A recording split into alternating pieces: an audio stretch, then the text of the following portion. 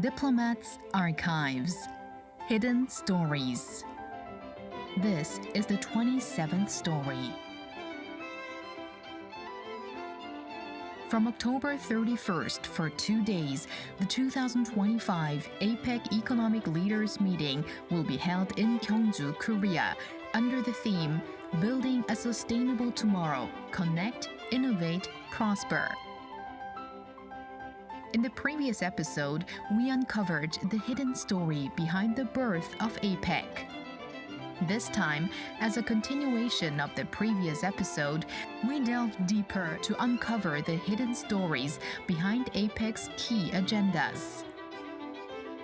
In the process, we came to ask 3 key questions.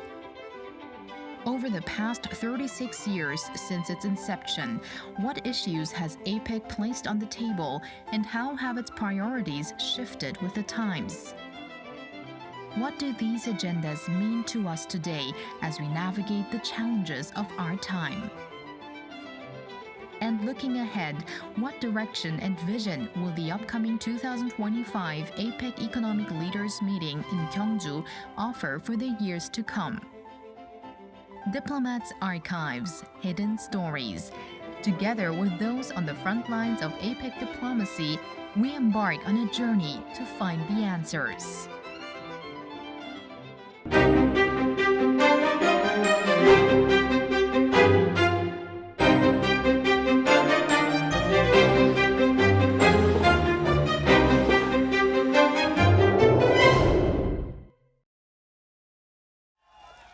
In the late 1980s, as the Cold War was drawing to a close, regionalism was on the rise around the world. Amid this global trend, discussions began on creating an open framework to promote sustained economic growth and prosperity through trade and investment in the Asia-Pacific region. And in 1989, APEC was officially established. After 4 ministerial meetings held in 1989 in Canberra, Australia, 1990 in Singapore, 1991 in Seoul, Korea, and 1992 in Bangkok, Thailand, APEC was elevated to a Leaders Summit in 1993. And in 1994, at the second APEC Economic Leaders Meeting held in Bogor, Indonesia, the Bogor Declaration was adopted, marking the first time that APEC set out long-term goals.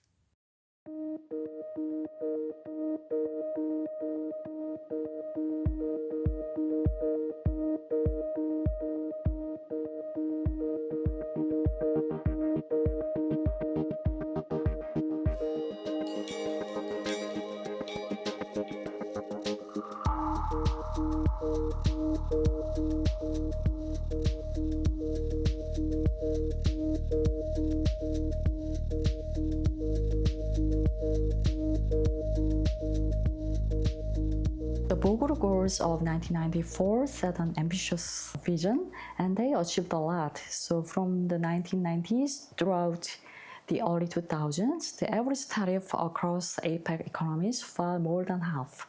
It marked as the fastest liberalization episodes in modern trade history, and cross-border investment surged.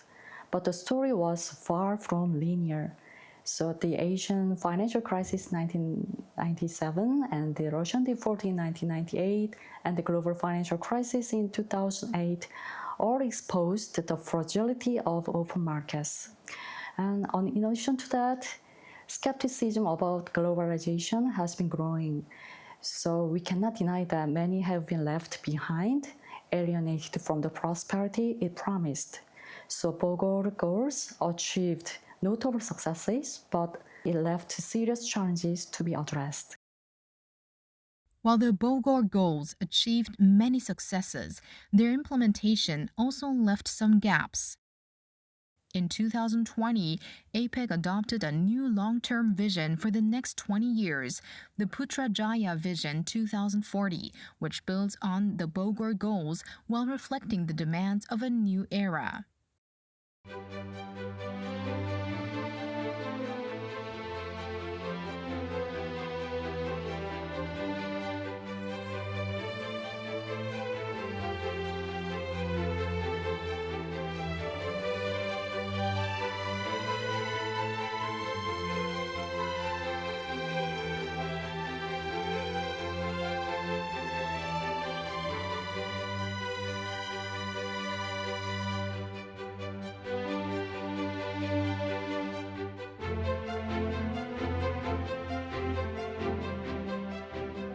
Well, really, from being a trade-based organization, the number of issues that APEC addresses has widened much more.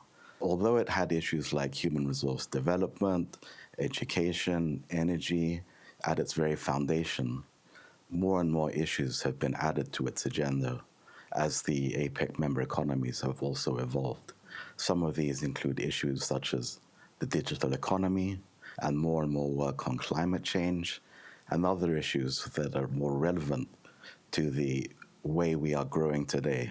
And that includes structural reforms that touch on issues that will help regional economies increase their productivity. But at this point, we start to wonder.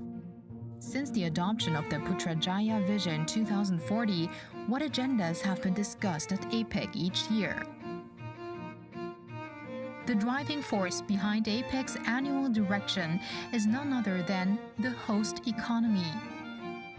Since the adoption of the Putrajaya Vision 2040, our team has met with ambassadors from several host economies that have presided over APEC Economic Leaders Meetings to hear which agendas have been prioritized and discussed at these meetings over the years.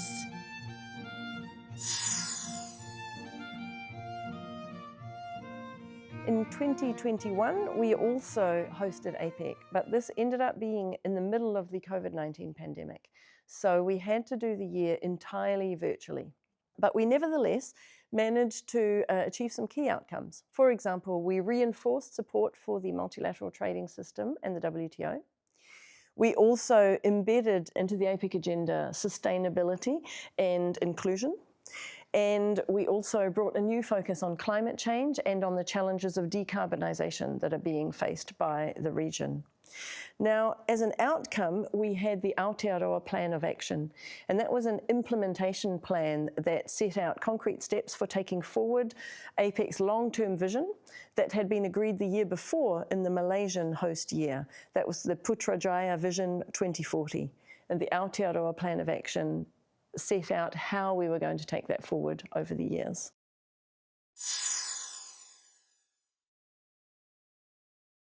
We came up with our theme, Open, Connect, Balance.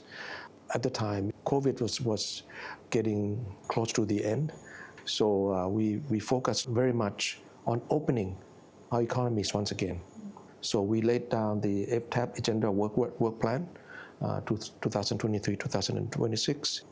On Connect, right after COVID, we had to reconnect once again. So we put together the rules of travel, immigration, and other laws and regulations of APEC economies. Balance, we introduced the concept of bio-circular green economy. Together with our friends in the region, we broke down the green economy into bio-economy, circular economy, and green economy. We also proposed that we have the APEC BCG Award. Every year, APEC would give an award. Thailand supports this undertaking to give some sort of an incentive for economies to work even harder and further on BCG concept. And the 2023 APEC Economic Leaders Meeting was held in San Francisco, US.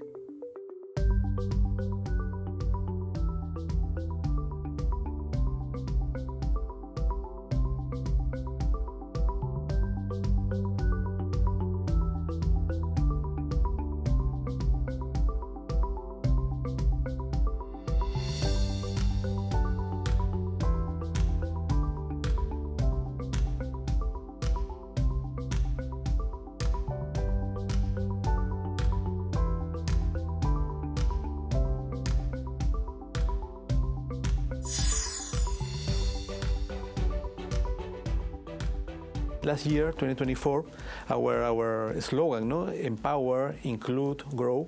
We continue reflecting towards the free trade area in the region. Even though that is a complicated goal right now, we want to continue advancing in an incremental process. No? And the main focus was how we can make our SMEs, small and medium enterprise, part of these economic benefits of the region. So our answer was to formalize them. No? So it has to pass from the informal to the formal status, giving them digitalization and financing measures, no? to confront that.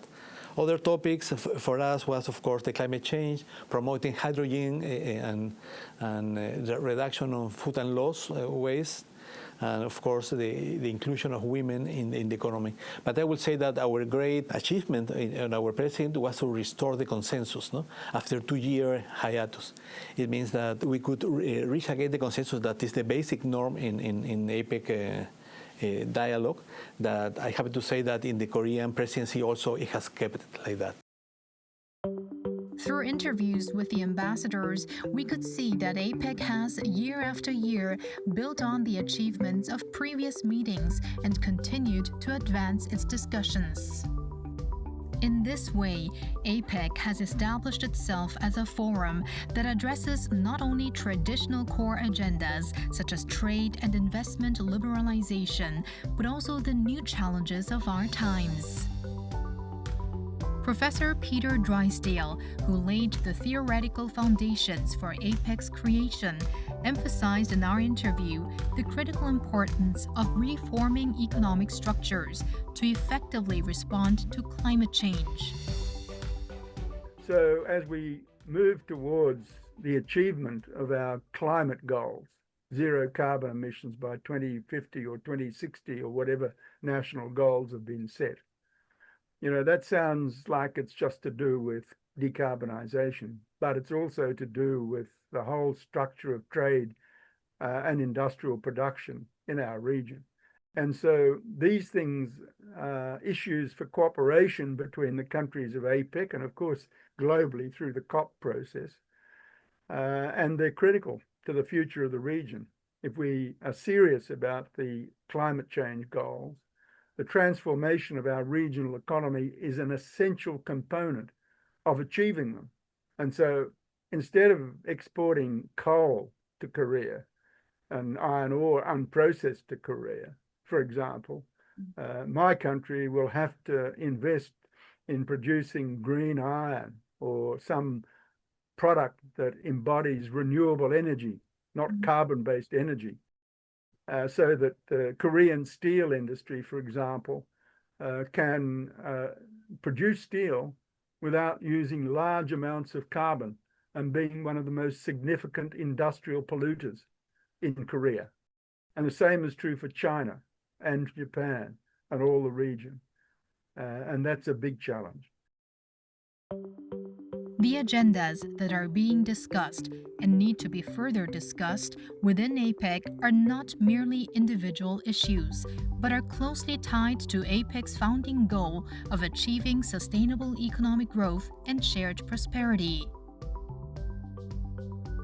So, can the theme of the 2025 APEC Economic Leaders Meeting, Building a Sustainable Tomorrow, Connect, Innovate, Prosper, also be seen as emerging from this same context? Our team had the opportunity to speak with Korea's senior official for APEC to gain deeper insight into this year's theme. My name is Jiun Lee, Senior Official of Korea APEC 2025. Senior officials represent each economy at the senior officials meeting and discuss the outcomes of last year's APEC Leaders Meeting and also ministerial meeting, and discuss ways forward in order to reach deliverables of that year. So this year's theme and priorities are actually based on the Putrajaya Vision 2040. And in Putrajaya Vision actually presented 3 key drivers of growth in the region. So that would be trade and investment, and digital transformation and innovation, and of course, shared and sustainable growth. So our own 3 keywords and theme and priorities are very much aligned with Putrajaya Vision and its key drivers. The three key themes of the Gyeongju APEC Economic Leaders Meeting are connect, innovate, and prosper. As mentioned earlier in the interview, these three themes are not only closely aligned with the Putrajaya Vision 2040, but also deeply connected to the realities we face today. And as the host economy of APEC 2025, Korea has also proposed two additional key agendas to be pursued together with other APEC member economies. They are AI cooperation and response to demographic changes. The reason why we chose AI and demographic challenges is that we believe that both of them are vital in bringing the shared prosperity of the region. For instance, AI brought a lot of innovation and productivity, but it has also widened the digital divide. And also low birth rate and aging population, it should not be another social burden, but instead present a new opportunity for the new as a new growth engine. So when we presented these two ideas to our member economies, they said it is very timely choice. And they actually requested us to lead this discussion because they all know that they are at a bit different stage in the AI deployment and also the speed of declining birth rate. And the ambassadors we met from APEC member economies also deeply resonated with the themes proposed by Korea for this year's APEC Economic Leaders Meeting. At this time of global economic uncertainty, it is critically important for APEC economies to collaborate on challenges, including things like how do we maintain economic growth while transitioning to sustainable net zero economies? How should we plan for the services that are needed to meet the needs of our ageing societies? How can we best reap the productivity enhancing benefits from the growth of artificial intelligence while ensuring the technology is used in a safe and inclusive manner? So the now 21 member economies of APEC today account for approximately 60% of global GDP, home to 3 billion people. It is vital for these economies to work together to maintain economic openness, develop rules for emerging industries like the ones I've just mentioned, and also to support business-to-business linkages across our region. So I think the theme, building a sustainable tomorrow, connect, innovate and prosper, is absolutely appropriate for the challenges we face.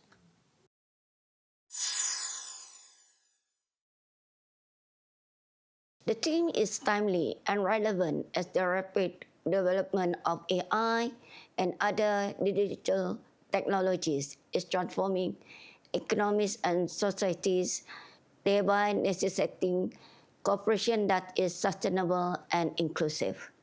APEC is a platform to exchange innovative ideas and a forum built on voluntary cooperation, making it the right avenue for discussion on AI and demographic change. In this regard, the ROK, for putting complex issues at the center of its APEC 2025 deliverables, enabling members to share experiences and develop collaborative approaches that support growth across the region.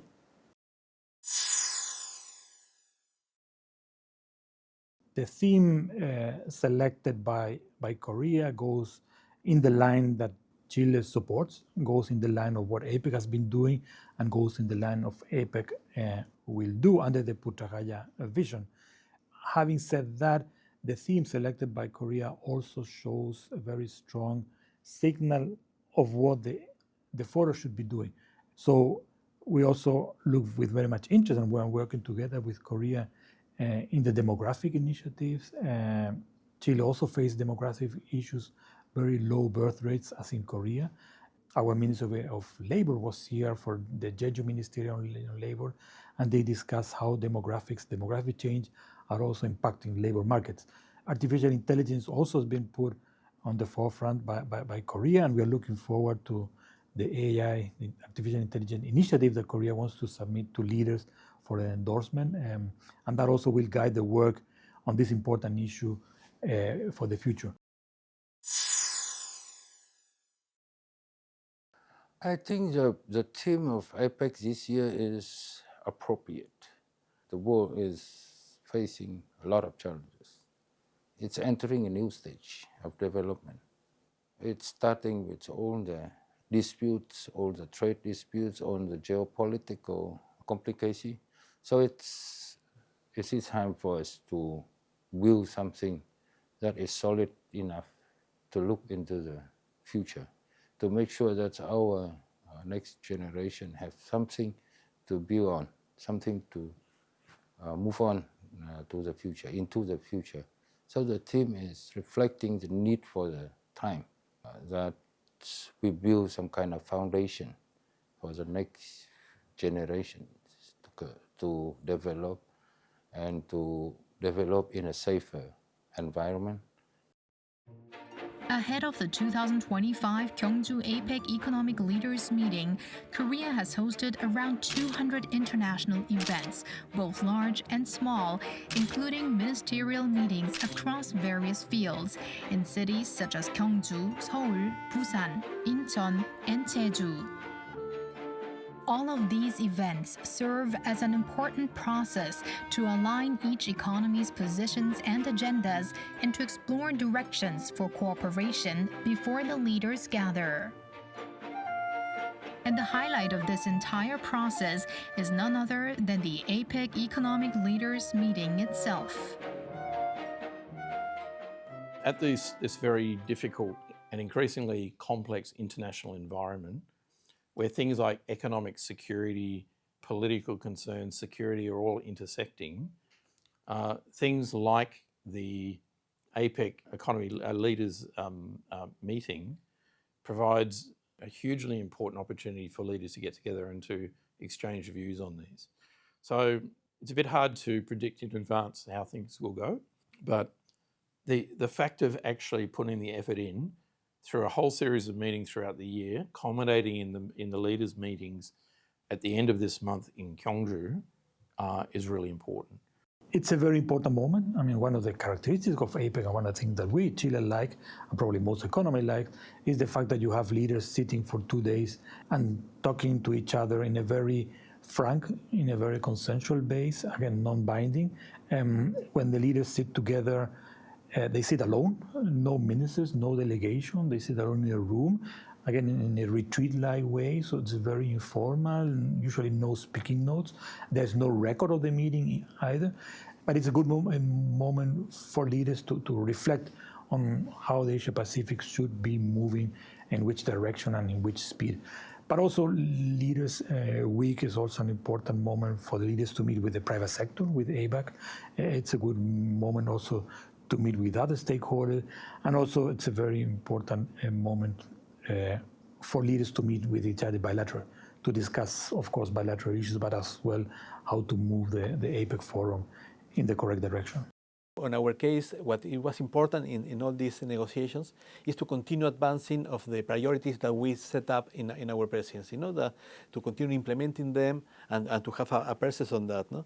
I will say that in this complicated and very unique economic and trade situation in the world, it will be good to reaffirm again the core principles and values that represent APEC. No? Particularly these two documents I mentioned, the Putrajaya vision for 2040 and the plan of action, that these are the common lines that we have to continue advancing. No? So that I will expect from Korea. No? In Gyeongju, where leaders and delegations from all 21 APEC member economies will gather, the APEC Economic Leaders Meeting will serve as a stage for a wide range of diplomatic activities. As of October 27, 2025, Korea has scheduled no fewer than 6 bilateral meetings, including the Korea-US Leaders Meeting and the Korea-China Leaders Meeting. The actions of the United States are also drawing attention. Even as the Trump administration emphasizes an America First approach, its participation in this APEC meeting can be seen as a positive signal. Under the first Trump administration, you may remember that in Vietnam, I think the first meeting was when Trump was president before, and a different kind of approach the Americans tried to introduce in that meeting. But quietly and diplomatically, that was rejected by APEC members, and APEC members stuck to the core principles of APEC. And Korea has quietly led this APEC summit through a difficult time, the first year of the Trump administration too, and kept the show together, amazingly. So you have had American ministerial level participation in meetings, and that's provided a useful opportunity to talk between ministers from the rest of APEC and the United States about issues to do with Washington's challenge to that liberal order. So this is one framework within which America is engaged still, and Trump has announced he's coming to Korea. So that's the first big plus. America is still engaged. So it's important for the rest of APEC to remain firm in their resolve to commitment to that liberal order. And APEC is a set of principles and arrangements that does just that. There is another reason the world is watching Korea. A meeting between President Trump and President Xi Jinping is expected to take place on the sidelines of the Gyeongju APEC Summit. At a time when the United States and China are engaged in intense strategic competition across trade, security, technology, and other areas, all eyes around the world are focused on the U.S.-China Leaders Meeting scheduled for October 30th. Well, no doubt that everybody will be watching what Xi and Trump do. And as I said, that's a big value for the APEC Summit. It provides a framework within which this can happen. It's like another Seattle moment. That's when Clinton met Jung in Seattle at the 1993 summit. And so Korea is providing another Seattle moment for this APEC Summit. Xi will meet Trump, and that conversation, I'm sure the Chinese will be pushing back on anti-liberalism in this context, at least, an anti-liberal economic order to reduce barriers to trade that were initially imposed on the Liberation Day, so-called Liberation Day announcements that Trump made. So hopefully that will be a positive outcome to some extent. It won't go back to the status before Liberation Day, but it will lower the temperature between the two major economies and polities in the region. In this context, the world's attention is also focused on Korea's diplomatic capabilities. It is further hoped that President Lee Jae-myung of Korea will be able to broker such a solution as the host. Korea has always been effective as a creative middle power on similar occasions. One possible remedy, which I propose, is to launch a working group to work out APEC principles of balanced payments management for sustainable and balanced trading relationship in the Asia Pacific. Korea may propose such a working group. Since the end of the Cold War, the world, which had maintained a certain order, is now changing rapidly in ways we could not have anticipated. Strategic competition between the US and China is intensifying. Conflicts and wars are occurring across the globe, and protectionism is becoming increasingly entrenched. In this context, what role should multilateral mechanisms like APEC play?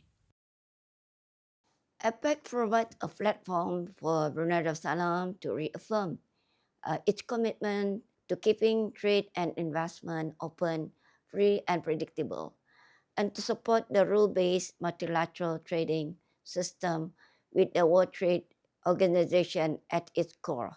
APEC's voluntary and non-binding nature encourages candid dialogue that allow members to bridge differences and move forward to complex issues when the time is right. APEC is an economic cooperative body, and in the unstable times that we're facing at the moment, this is more important than ever. We're currently in a situation where uncertainty is increasing around the world, protectionism is rising, global tensions are increasing. In these times, it's all the more important for diverse economies like those represented in APEC to be able to come together and find a way through.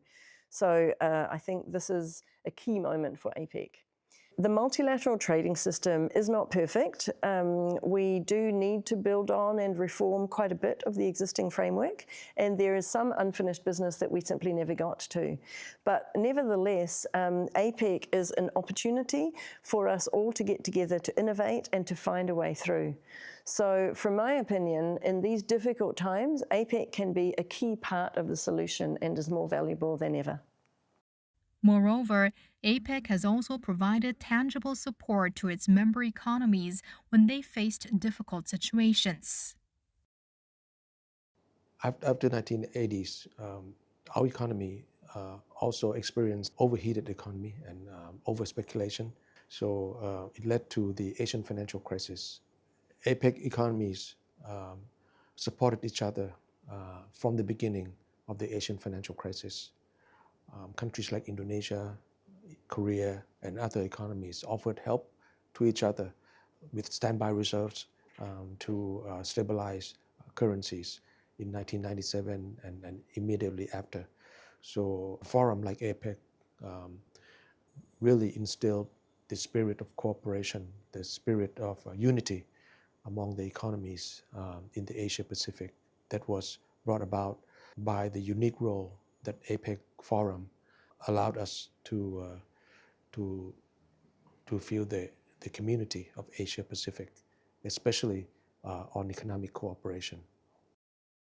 Based on trust and cooperation among its member economies, APEC has served as an important platform for fostering economic solidarity and collaboration even in challenging times.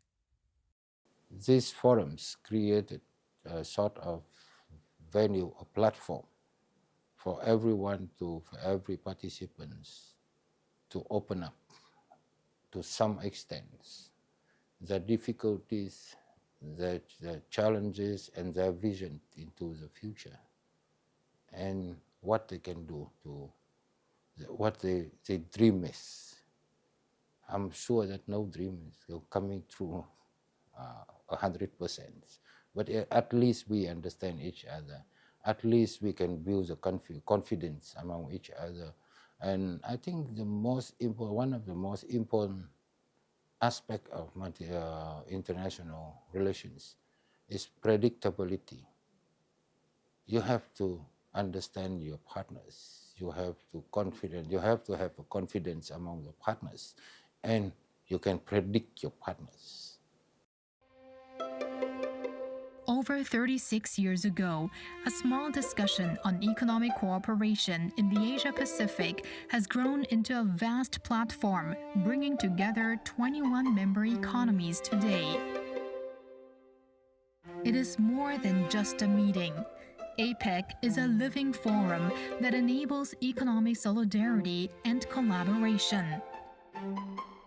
Through the 2025 Gyeongju APEC Economic Leaders Meeting, we now face the key themes of a new era: connect, innovate, and prosper. From trade and investment, digital innovation and AI, to climate response and demographic change, every agenda discussed at APEC ultimately shapes our daily lives and the path toward a shared future. Well, the whole world is at a pivotal point. We don't know what the future of the world will look like, but importantly, what APEC does do is represents one way of moving forward with very difficult issues. So even though we have these disagreements over issues, we have, as Korea has demonstrated, the ability to reach consensus. So we've had an honest dialogue on issues that we don't always agree on, but we've been able to find ways to come together and have that dialogue and demonstrate why these issues are important to our respective economies, and then try to find ways forward to addressing them in a concerted manner. And that's really been APEC's strength, is addressing issues that we all find important to our own economies, and then looking at what APEC can do to build capacity to address them in an effective way. And the challenge ahead is for each economy to translate dialogue and cooperation into tangible change. And we will continue to witness the sustainable tomorrow that APEC is shaping.